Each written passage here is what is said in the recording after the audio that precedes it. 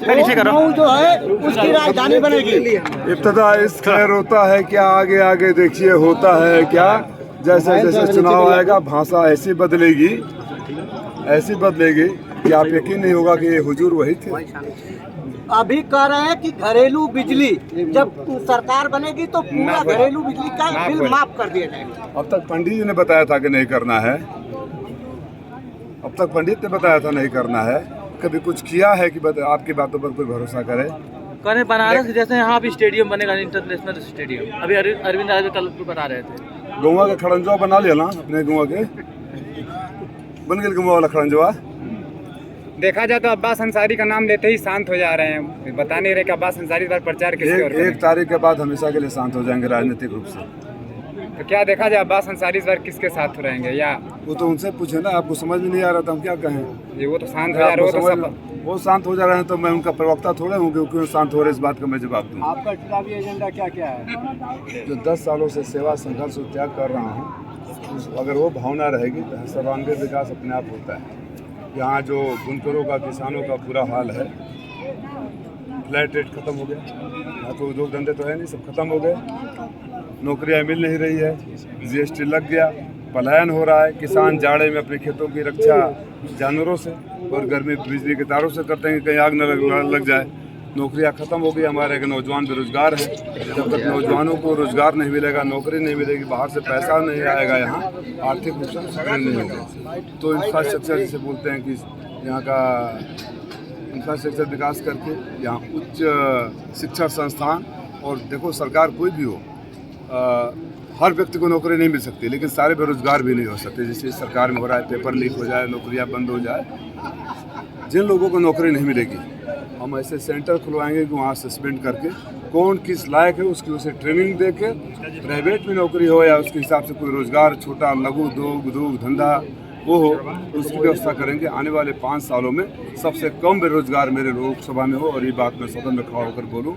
मैंने पिछले 5 सालों में अपने प्रयास से घोसी के बेरोजगारों को मजबूत बनाया है, उनको नौकरी रोजगार दिलवाया है। घोसी में रोजगार के साधन उपलब्ध करवाएंगे क्या?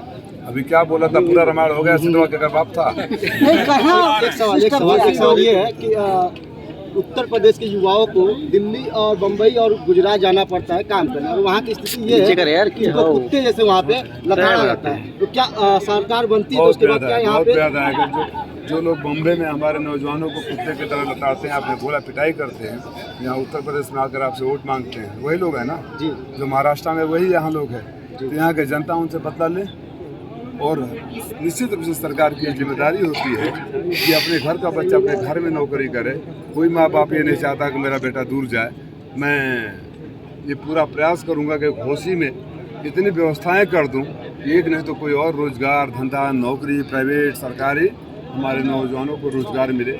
मैंने दुनिया के आधे से अधिक मुल्क देख चुका हूँ, मैं दुनिया के बहुत सारे इकोनॉमी देखा हूँ, दुनिया के बहुत सारे देशों का इंडस्ट्रियलाइजेशन देखा है। मेरे पास न अनुभव न जानकारी की कमी है, मौके की तलाश है। अगर घोसी के मालिक मुझे मौका देंगे तो मैं उसको दिखाऊंगा। नीचे कर यार।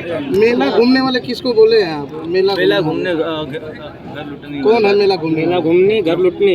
घर लुटने कौन है? मेला घूमने का शब्द का इस्तेमाल हमारे पहली बार समाजवादी पार्टी के संस्थापक रहे महान समाजवादी चिंतक स्वर्गीय कपिल देव जी ने, और फिर हमारे गुरुजन सब सर ने कहा था, जो बार बार लोग हर चुनाव में अलग अलग चले जाते हैं, कभी इस पार्टी से, कभी उस दल से, कभी इस सिंबल से, कभी उस सिंबल से, कभी यहाँ रखकर उनको गाली देना, कभी उनको वो रख उनको गाली देना, तो जनता को बेवकूफ़ बनाना, ऐसे वो सारे लोग इसमें शामिल हैं जो इस तरह का कार्य करते हैं, उन्हें मेला घूमने कहा जाता है। और जो मंच से खड़ा होकर लूटने की बात करें, उनसे मेला लूटने कहा जाता है। एक सवाल, लूटने के बाद पे समाजवादी मुकदमा कराएंगे क्या? जो मुझे तो लगता है कि प्रशासन को स्वतः संज्ञान लेना चाहिए। आप बताइए, आप पत्रकार हो और आप यहाँ खड़ा होकर रोड पर बोलो कि जो गाड़ी जा रही है उसमें से लूट लो, 10 लाख हो तो 9 लाख पॉकेट में रख लो, 1 लाख रुपया पुलिस को दे दो, तो कितने मिनट लगेगी पुलिस को आपको अरेस्ट करने में? आप बताइए, खुद से सवाल पूछिए। आपकी तरफ से कोई एप्लीकेशन जाएगा क्या प्रशासन को? वो मैं वोट मांगने का वो कर सकता हूँ, मंत्रिमंडल का कैसे बोल सकता हूँ? तो राष्ट्रीय नेतृत्व पर निर्भर करता है, और आप स्वयं सोच सकते हैं, असेसमेंट कर सकते हैं कि उस लायक हूँ कि नहीं। ठीक है। महिलाओं को 50% आरक्षण की बात हो रही है, बोले 33% बढ़ाकर 50% आरक्षण दे दें, कल की बयान कर दिए थे अरविंद राजभर जी। अब क्यों इतना आप लोग सीरियसली लेते हो? सीरियसली लेते हो? अच्छा एक बात बताओ पत्रकार साहब, इन पूरे गिरोह का एक पिछले 100, 150, 200 बयानों की लिस्ट बनाओ और खुद एक बार देख लो, अगली बार सवाल पूछने का मन नहीं करेगा। आप अपने आपके लाइब्रेरी में होगा, आपके वीडियो में होगा, 22 में क्या बोले, 23 में क्या बोले, 24 में क्या बोल रहे हैं, फिर भी आप लोग एक तरह से ओम प्रकाश राजभर को मनोरंजन का साधन बताते हैं, सही है? आप लोग मनोरंजन नहीं करते हैं, बताइए। आप लोग का टीआरपी नहीं बढ़ता है, बताइए, बढ़ता है ना?